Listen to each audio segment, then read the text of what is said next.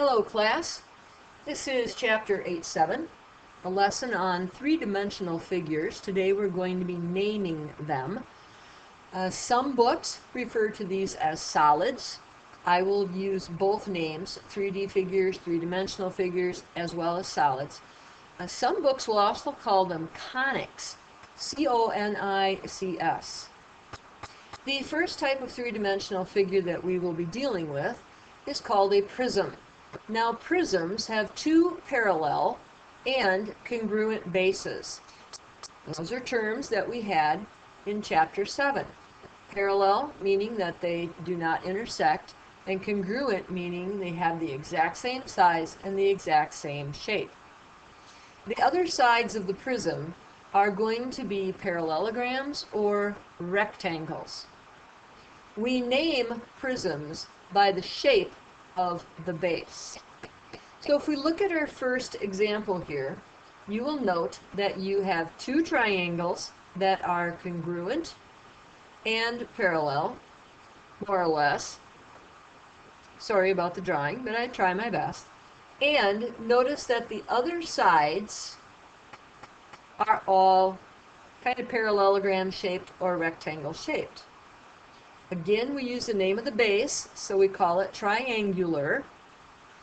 And because these sides are parallelograms or rectangles, we call it a prism. Now notice that the solid, the three-dimensional figure, does not have to be sitting on its base. In fact, a lot of times if it is sitting on the base, you've got a harder time to identify it. Let's look at our second example.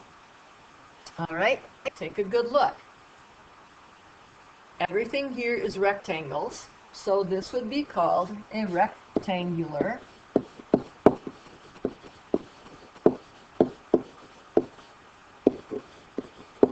prism. Now, notice that in this diagram, everything is rectangular.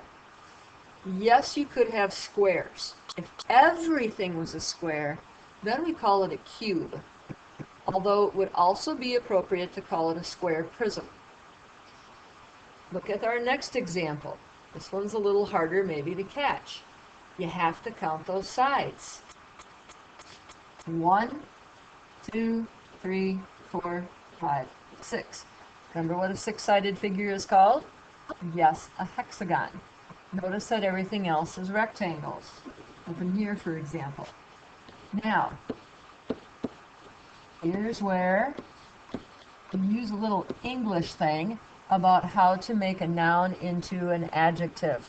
One of the ways of doing that is to use an ending of AL.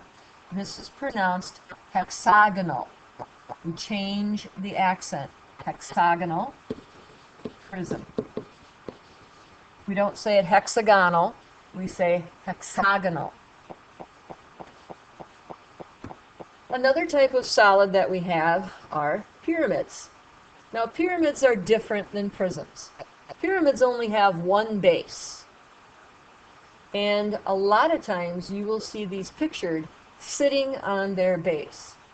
The other sides to the solid, or the three-dimensional figure, will be all triangles. And again, just like with prisms, we name them by the shape of the base. In this particular diagram, here's our base. It is a triangle.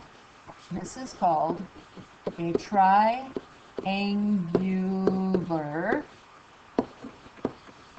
pyramid. Now, always got to be watching out for this. Do you have one base or two? In this case, one. Are the sides triangles or are they rectangles? If they're triangles, it has to be a pyramid. Let's look at our next figure.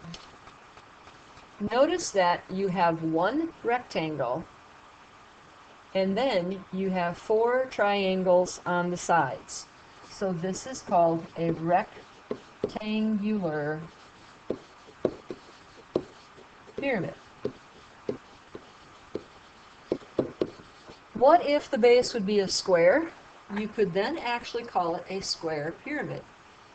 You're safest to always call it a rectangular pyramid because a square is really a type of rectangle. But if you're positive that the base is a square, then you could call it a square pyramid. There are other solids that are neither prisms nor pyramids. In this particular instance, we do see, for example, A here, we do see that there are two bases, and they are parallel to one another, and they are congruent. The problem is the base here is really a circle, and a circle is not a polygon. For prisms and for pyramids, the base has to be a polygon. This, even though it has two circular bases, is called a cylinder. Yes, it has two circular bases. Look at example B. This time you only have one base, but some students say, hey, I see a triangle. Right in here, I see a triangle. But again, the base is not a polygon. The base is a circle. So this is a cone. It has one circular base.